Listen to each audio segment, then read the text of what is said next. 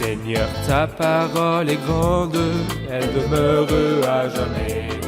Ta parole est infaillible, rien ne peut la supprimer. Bienvenue à vous, chers téléspectateurs, ainsi qu'à tous nos téléspectateurs dans le monde entier, dans un nouvel épisode de notre émission quotidienne d'études toute la Bible, dans laquelle nous présentons une étude complète de tous les livres de la Bible, de la Genèse à l'Apocalypse. Nous avons terminé dans l'épisode dernier l'étude de l'évangile de Luc. L'évangile de Luc est le troisième évangile ou le troisième livre du Nouveau Testament. Nous reviendrons aujourd'hui au livre de l'Ancien Testament pour commencer l'étude du livre du Deutéronome. Le livre du Deutéronome est le cinquième des 5 livres de Moïse et des livres de l'Ancien Testament. En étudiant ce livre, nous terminons les 5 livres de Moïse. Permettez-moi au début de l'épisode d'accueillir notre invité que nous sommes honorés d'avoir avec nous, le docteur Issam Ezzat. Bienvenue, docteur Issam. Merci, frère Ayad. Toujours honoré de vous avoir. Merci, que Dieu vous bénisse. Bienvenue à nos invités aussi, soyez les bienvenus. Docteur Issam, pourriez-vous nous donner une idée sur le livre du Deutéronome qui est le cinquième des 5 livres de Moïse? Quel est son sujet? De quoi parle-t-il? Ce cinquième livre, ou le dernier des 5 livres de Moïse, en fait, il ne poursuit pas l'histoire comme le faisaient les livres précédents, qu'il a raconté à la suite. Depuis le rachat du peuple par Dieu dans l'Exode, à la relation à Dieu basée sur le sacrifice dans le Lévitique, et la marche dans le désert pendant 40 ans dans le livre des Nombres, et là, à la fin des 40 ans par lesquels se termine le livre des Nombres, commence le Deutéronome pas pour entamer une nouvelle histoire, mais pour rappeler toutes les interventions de Dieu pour ce peuple. Parfait. Comme si dans ce livre, Moïse voulait se remémorer avec le peuple les interventions qui ont eu lieu pendant ces 40 ans, la conduite de Dieu avec eux. Mais à qui le fera-t-il? À la nouvelle génération, ce n'est pas la même que celle du départ. Il n'était donc pas censé connaître tout ce qui s'était passé, des interventions de Dieu, il n'en savait rien. Du coup, tout est différent. Le temps, le lieu, les personnes, tout est différent. C'est vrai. Là, il leur écrit À la fin du à voyage. la suite du voyage. 40 ans après le début de cette tranche de l'histoire. D'abord pour graver dans leur mémoire la conduite de Dieu avec leur père, puis étant une nouvelle génération, il ne leur montre pas la façon de marcher avec Dieu comme c'est dans les livres précédents, mais la relation aux étrangers, quand ils seront rentrés au pays, et comment cohabiter avec eux. Mais aussi entre eux-mêmes. Au début, il parlait de ce qui va arriver au désert. Maintenant, il parle du pays, de la pratique, de la loi de Dieu et comment se conduire entre eux quand ils posséderont cette terre. Il appelle au souvenir de tous les événements, pour exemple entre le moment présent et la traversée de la mer Rouge, entre ce récit de Moïse et la traversée de la mer Rouge 20 ans, 40 ans. Pendant ces 40 ans, beaucoup de personnes sont nées et n'en ont rien su. Il leur raconte donc ce qui s'est passé et il répète à plusieurs reprises l'histoire de la mer Rouge, leur traversée, la rédemption de Dieu et toute la puissance de la main de Dieu manifestée tout au long de ces 40 ans de leur histoire. Cela a-t-il à voir avec la signification du titre du livre du Deutéronome? Donnez-nous une idée de la signification de Deutéronome. Est-ce le titre du livre selon la Septante grecque ou l'original hébreu? J'ai compris que le titre du livre a plus d'une signification. À la racine, c'est deuxième loi. C'est la signification de Deutéronome. Oui, comme s'il y avait un rajout, des paroles à nouveau.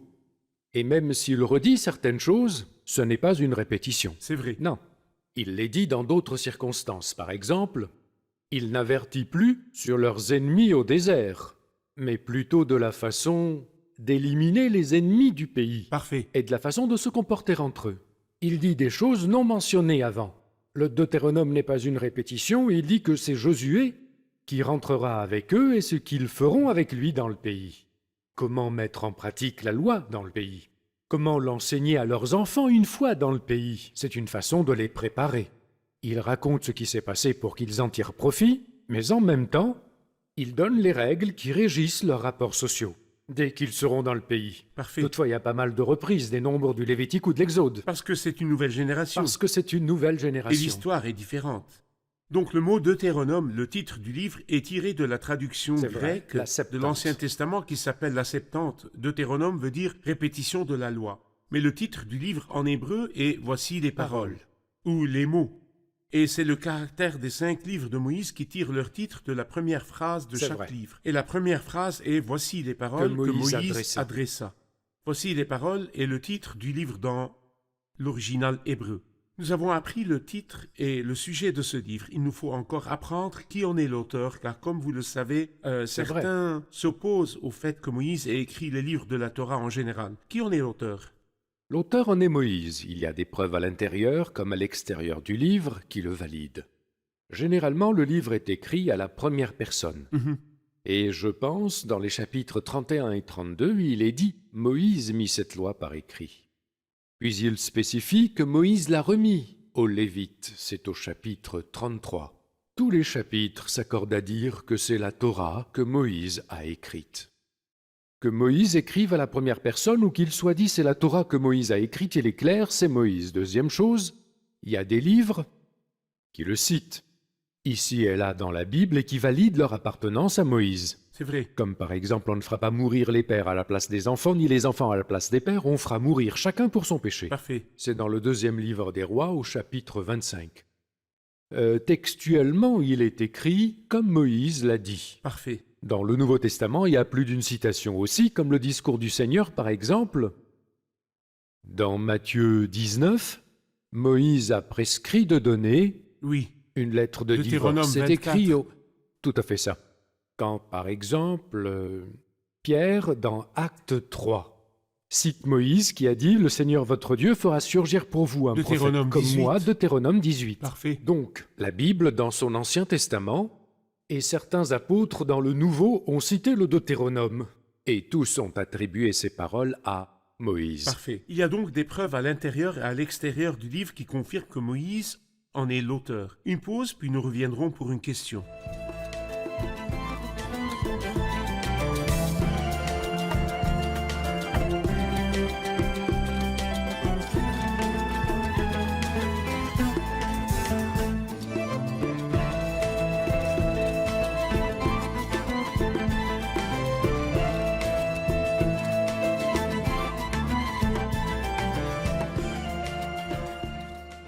Frère Issam, pourriez-vous diviser pour nous le livre du Deutéronome afin de nous en faciliter l'étude? À vous. Le Deutéronome est composé de 3 parties. Je dis bien parties et non étapes. La première partie, qui va du chapitre 1er au 11e, récapitule le passé. Il leur raconte les interventions de Dieu au désert, ce que le peuple a fait, et ce que Dieu a fait du 1er au 11e chapitre. C'est un appel au souvenir. À partir du 12e jusqu'au 29e, il invite à l'obéissance et à la fidélité, à l'importance de la communion à Dieu et entre eux quand ils seront entrés dans le pays. Il leur donne les conditions de la bonne observance des lois Les lois qui réglementent la régissent, vie dans le pays qu'ils étaient sur le point dont d'entrer. les lois qui réglementent la vie domestique et les attitudes face aux ennemis. Tout cela, c'est jusqu'au chapitre 29. À partir du chapitre 30 et jusqu'au chapitre 34, c'est la grâce, son rôle et la bénédiction dans la vie de ce peuple. Bien sûr, Sur le principe de la elle grâce. contient une vision prophétique pour l'avenir de Une ce vision peuple. prophétique tout à fait, et Dans la toujours bénédiction sur de le principe de la Moïse. grâce. Parfait, c'est-à-dire 3 parties qui parlent d'une reprise du passé et quand vous serez entrés dans le pays, que ferez-vous? La Comment vous deuxième partie. comporterez-vous avec vous-même, avec vos frères, avec les ennemis? Après cela, une vision pour C'est vrai. l'avenir. Il y a des mots souvent répétés dans certains des chapitres et livres qui nous indiquent la trajectoire du chapitre ou C'est du vrai. livre. Comme quoi ici? Le mot qui revient le plus souvent, c'est pays. Oui. Ce qui est un peu normal puisqu'il prenait possession du pays. Un mot répété au moins 190 fois. 190 fois le mot Parfait. pays. Je pense que c'est le plus répété. Parfait. Un mot très important, écoute si seulement tu m'écoutais. Ou écoute Israël est répété 50 fois. Le mot respecte est répété environ 177 fois. Et c'est un grand nombre aussi, car les commandements reçus étaient nombreux, il devait les écouter et les mettre en pratique, d'où l'importance de l'obéissance. Le mot amour est répété aussi très souvent. Car c'est l'amour qui engendre l'obéissance, il fallait donc écouter, mémoriser et respecter. Et c'est ce qui les munira dans le pays qu'ils posséderont. Parfait. Dans ce livre, Dieu parlera de son unicité quand il leur dira au chapitre 6, verset 4, « Écoute Israël, L'Éternel, notre notre Dieu, est le est le seul seul éternel. éternel. Y a-t-il un mot-clé ou un verset clé pour découvrir l'atmosphère du livre? Il y a des versets à la tonalité aimable qui résonnent comme des exhortations et d'autres qui concernent Dieu lui-même, comme Oui. par exemple de belles paroles d'exhortation. Vous êtes assez restés sur cette montagne, chapitre 1. Vous avez assez longtemps tourné autour de cette montagne, Dieu sait notre tendance à la paresse. À tourner autour, ce sont là des paroles importantes. Mais j'aime aussi beaucoup les paroles qui disent Dieu, par exemple. Personne ne peut se comparer à Dieu. Ça s'éclaircira à la fin. N'est-ce pas votre finalité? Personne n'est comme Dieu, même s'il dit après, qui est comme toi, un peuple sauvé par l'Éternel? Et aussi, il n'a plus surgi de prophète semblable à Moïse. Mais il clôt le livre de façon magnifique. Il témoigne de la fidélité de Dieu, c'est pourquoi je considère que nul ne peut se comparer à Dieu, un verset central du livre. Parfait. Faites-nous le lien, Dr. Issam, entre le livre du Deutéronome et le reste des livres précédents, Genèse, Exode, Lévitique et Nombre. Il est connu que les 5 livres de Moïse nous font faire un beau voyage C'est depuis vrai. la chute de l'homme jusqu'à l'héritage du pays. Faites-nous ce voyage. Vous le savez, le livre de la Genèse sème les principes divins que nous verrons germer par la suite dans toute la Bible. Il y a la création, le mariage, la chute par l'entrée du péché, la rédemption, de la création du monde, des conséquences du péché sur l'homme, de son entêtement, de son orgueil et de son isolement comme à la tour de Babel, puis il aborde 3 points très importants. En fait, 3 étapes conséquentes, à savoir celle des pères. Il y a d'abord, par exemple, l'élection absolue sur la base de la grâce et de la promesse à Abraham. Puis il y a la filiation et l'héritage par Isaac, et la formation et la discipline par Jacob. Et se termine par la royauté et la gloire dans la vie de Joseph, et ce livre s'achève sur le peuple grâce à Joseph en Égypte, car il s'est déplacé, le peuple que Dieu a choisi, et est allé vivre en Égypte. Et la Genèse se termine par la présence du peuple d'Israël en Égypte. Quant au livre de l'Exode, il complète l'image. Il commence par la présence et la multiplication du peuple en Égypte, mais rajoute qu'un roi parvint au pouvoir qui n'avait pas connu Joseph qui les avait fait venir en Égypte, humilia ce peuple. Et extrêmement. Donc l'Exode nous présente au début un peuple humilié. Mais c'était le peuple de Dieu. Et c'est le sujet central de l'Exode. Comment Dieu rachètera-t-il son peuple? L'Exode fait écho à la chute dans la Genèse et ses conséquences amères qui ont mené à l'esclavage que nous voyons au début de l'Exode. Ce livre nous présente donc la rédemption que Dieu offre à ce peuple pour le sortir du joug de l'esclavage, et c'est tout le sujet de l'Exode. Puis il les sort de là et les fait entrer dans le Lévitique.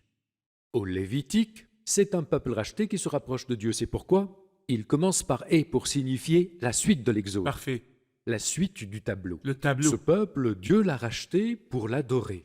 Il nous montre la manière de l'adorer et le principe de l'approcher, ainsi que la composition sacerdotale et la sainteté qui sied à l'adoration de ce Dieu dont tout le but est de donner à l'homme les moyens de se mettre en présence de Dieu et de tisser une relation avec C'est lui. le Lévitique. C'est le Lévitique. Deutéronome. Le livre des Nombres, donc, Le livre des Nombres. il complète la chronologie de ce peuple, sa sortie de l'Égypte et son entrée dans le désert. Dieu leur montre comment l'adorer et leur donne l'attente de la rencontre.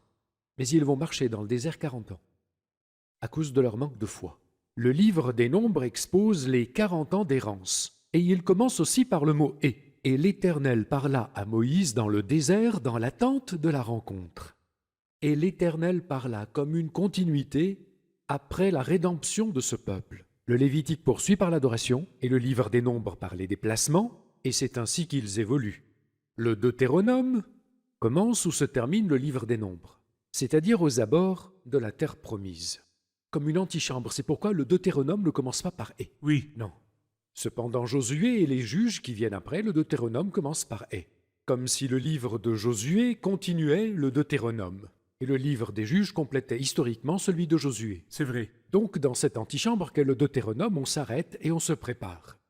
On prend conscience du nouveau lieu où nous entrons et on s'approprie les habitudes nouvelles. Et c'est la relation entre le Deutéronome et les livres qui le précèdent. Il rappelle le passé, il indique les lois divines qui régiront leur société quand ils seront entrés dans la terre promise. Parfait, merci, nous prenons une pause, puis nous reviendrons pour une question.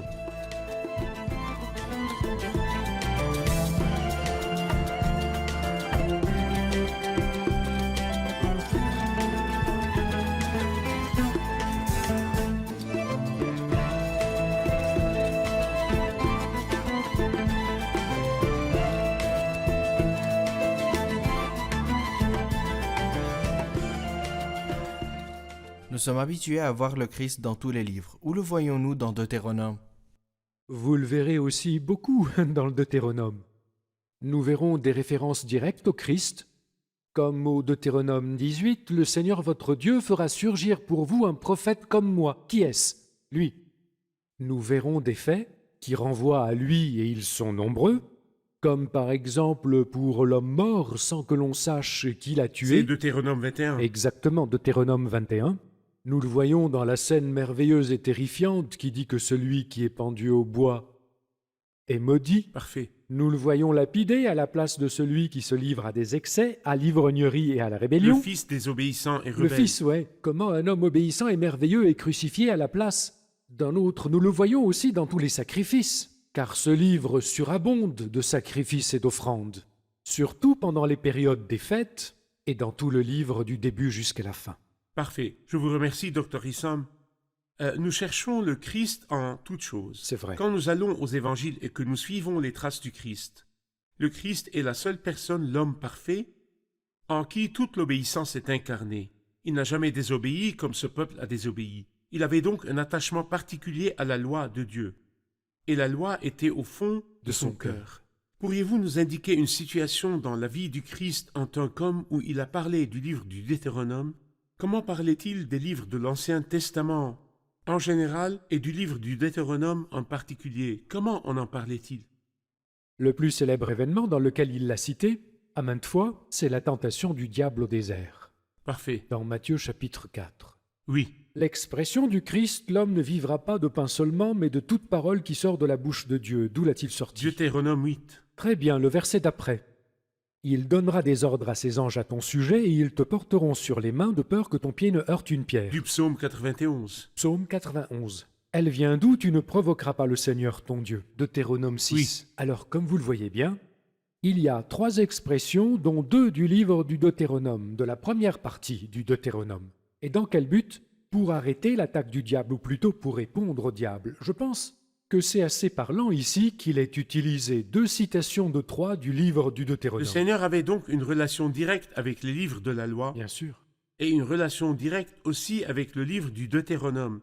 Le seul qui n'avait dans son être humain une place qui ne soit imprégné de la parole, sa loi, était gravée au fond de son cœur. Encore petit garçon, ne s'étonnait-on pas de ses réponses? Savait-on d'où les tirait-il? Il s'informait sur les Écritures, n'est-ce pas? Parfait. Et il ne savait pas répondre aux questions qu'il se posait. Jésus répondait des Écritures. La loi de Dieu était gravée au fond de son cœur. Parfait. Dr. Issam, nous avons appris que le livre des Nombres, le livre précédent à ce livre, couvrait une période de temps d'environ 40 ans qui est le voyage du peuple du début jusqu'à la fin. Quelle période de temps le livre du Deutéronome couvre-t-il? 1 mois ou 2 tout au plus. Parce qu'ils étaient aux frontières du pays. C'était le dernier mois de la vie de Moïse, car à la fin du livre, Moïse meurt. Au dernier mois de sa vie, Moïse se remémorait toutes ces choses-là. Il leur rappelait leur histoire, plus qu'il ne leur racontait une histoire organisée, comme si Moïse, ce vieil homme, riche de l'expérience de Dieu et de ses interventions auprès du peuple, et de ses 80 ans d'expérience auparavant, veut transmettre son expérience à ce peuple et lui dire que Dieu l'aime. Tout à fait. C'est pourquoi il parle de l'obéissance. Après avoir fréquenté ce Dieu, fait ce qui lui fait plaisir et l'aimer toujours après tout ce temps. Je vous ai fait connaître tout ce que vous devez savoir pour aimer votre Dieu. Il livre son témoignage sur 2 mois, mais il transmet l'expérience de longues années. Ce livre donc couvre une période d'1 mois ou 2 tout au plus.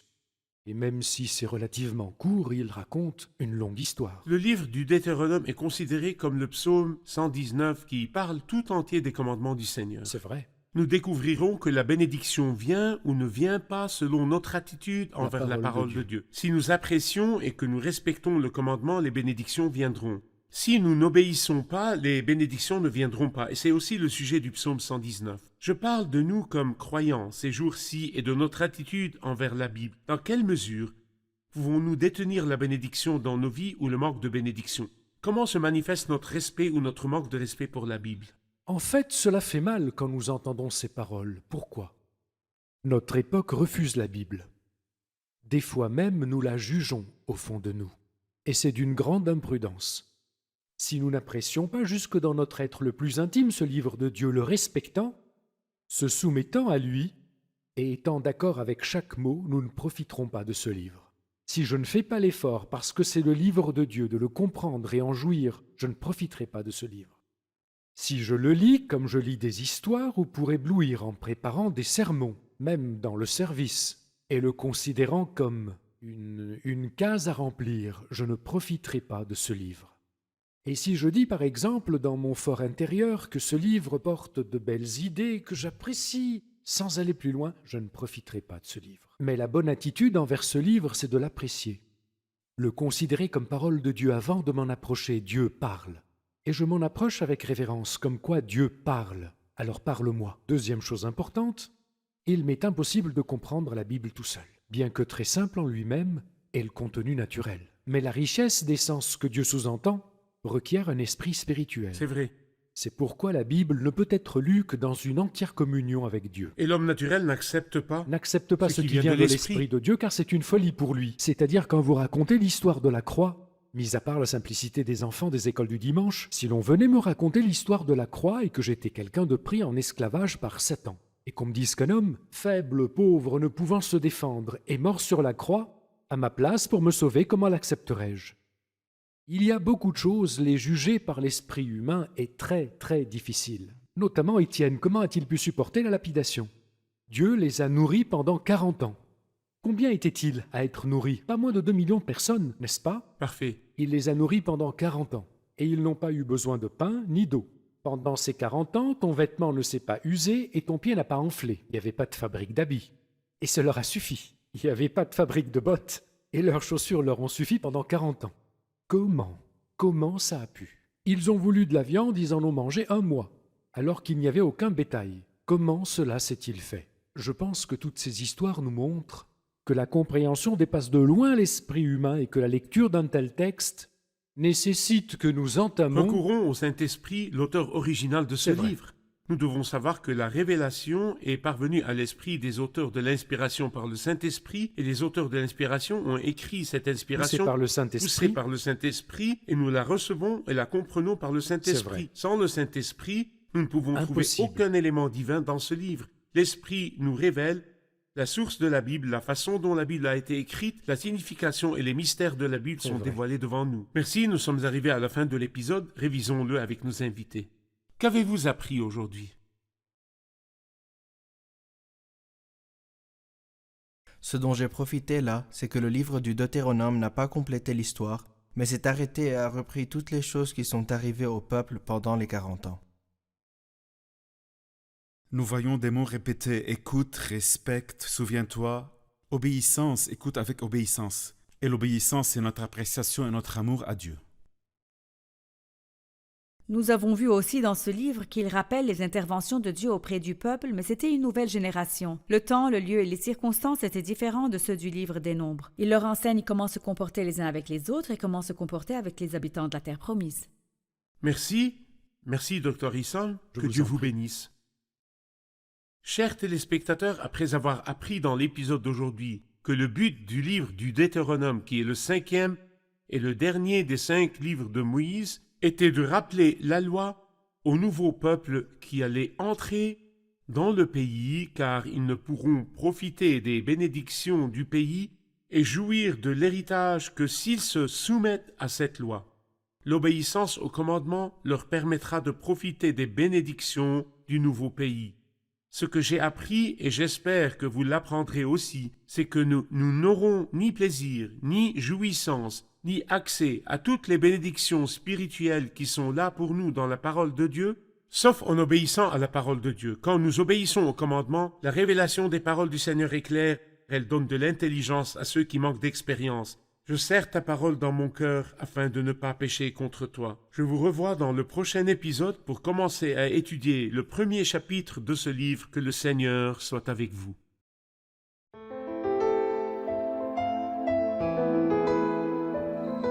Seigneur, ta parole est grande, elle demeure à jamais.